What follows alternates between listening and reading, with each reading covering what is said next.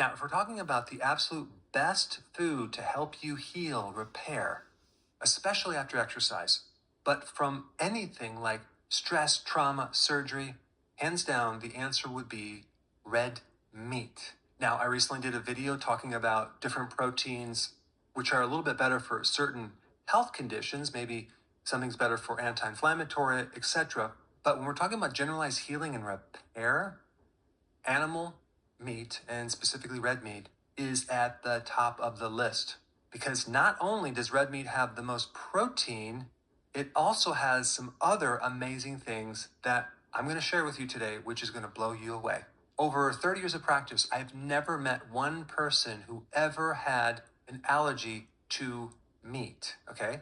They might have had an allergy to peanuts or eggs or seafood or shellfish or wheat or soy, but not red meat. And just the fact that meat has been villainized, right, as the bad guy, you should start eating less red meat as a way to get healthy. Or overall, it's going to be better for climate change because we know the cows are destroying the climate, which is completely ridiculous. But right there, that one argument, the fact that mainstream is telling you not to do it, the truth is going to be in the exact opposite direction. In fact, it's difficult to heal and repair your body without animal protein, especially red meat. And today I'm going to prove it. Now, in past videos, I talked about eggs, and I eat a lot of eggs, and eggs are awesome. Okay. But if we compare eggs to meat, there is some significant differences. And that's what I want to talk about today. I've also talked about the benefit of having salmon and fish, which I also have once or twice a week.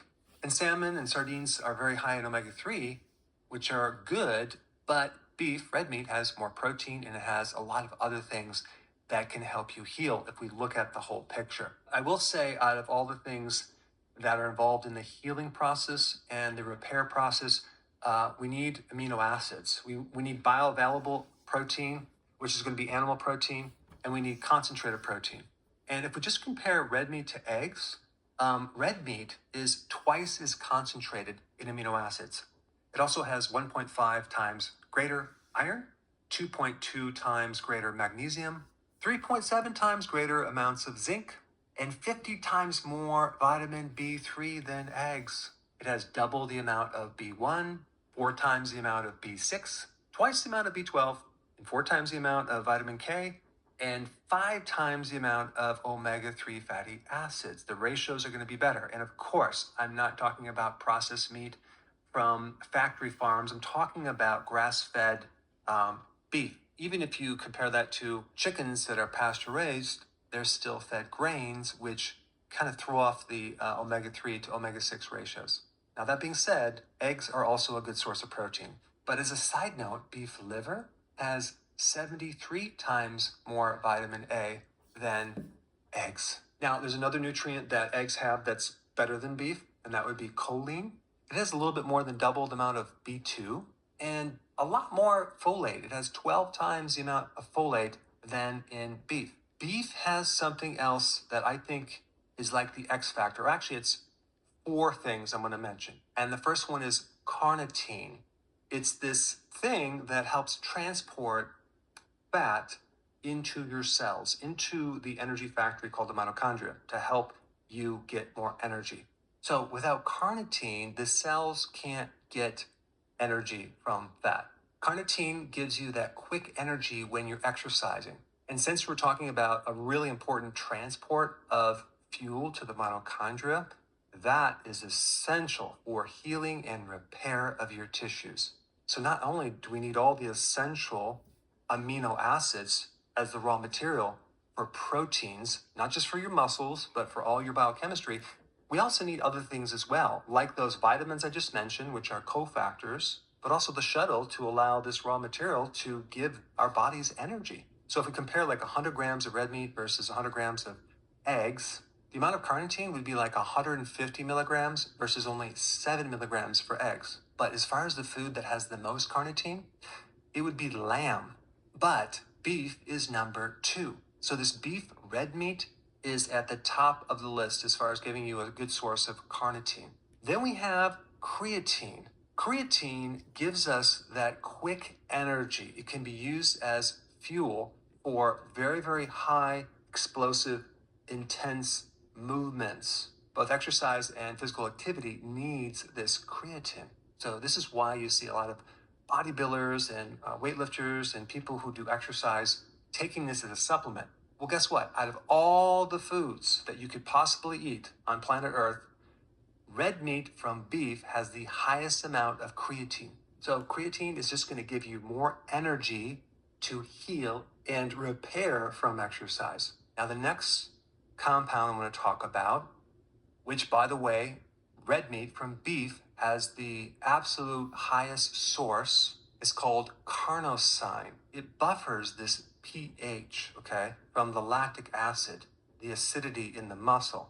So if you're exercising, this compound comes along and helps neutralize this acid to allow you to exercise longer because the pH messes with some of the oxygen in the muscle. So it buffers the pH, it acts as an antioxidant, and it's also going to help the recovery after exercise and just healing in general of your whole body. And it also even decreases something called AGEs. And I'm going to give you this term. I don't know if you've ever heard it before. It's called advanced glycation end products. And basically, this is a fancy term for when you have this sugar molecule that's locked up with a protein molecule and it's kind of stuck in the body. So these AGEs kind of plug up the body and they interfere with the function, and they usually come from someone that's consuming too much sugar. Well, guess what? This compound helps get rid of those things. So it's considered kind of an anti-aging thing. It can help you just live longer. But out of all the foods that you can eat, red meat from beef has the most carnosine. And then we have coenzyme Q10. What is that? That is a nutrient that helps the mitochondria, the energy factory, where food gets converted to energy. Now, and the best source of coenzyme Q10 is organ meats, like beef liver for sure, but it's also in the meat as well. It's also in fish, it's in eggs, but it's mostly in organ meats. So just in general, when I was very, very sick and I stumbled on this ketogenic diet, low carb diet, buffalo burger was my first food that I ate that I felt so good. I actually healed my body on buffalo burger and hamburger. In fact, to this day, I still feel the best when I consume red meat in the form of hamburger. Now, I will do steak and things like that, but I do very, very well on red meat in general. And if you're trying to heal, especially after exercise, or you're trying to repair from some type of injury or trauma, you should really consider increasing more red meat and having it more often. And the cool thing about hamburger is it has a little bit more fat than some of the like leaner cuts of steak. And there's only two conditions that you need to know about relating to the difficulty of digesting red meat. People that don't like red meat really have low stomach acids. And as someone ages, they get older, they will lose their stomach acids and the taste for red meat goes down. They can't really tolerate it. And there's this very simple solution. Just add some betaine hydrochloride to the meal. I'll put a link down below. You just take 3 to 5 before a meal. Okay, you don't have to take it forever. Just take it for a month. And what'll happen is it'll start to increase the acidity in your stomach. You'll start to digest the red meat much better and break it down and start feeling better. But when people get older, they just have a more difficult time because they don't have the stomach acid.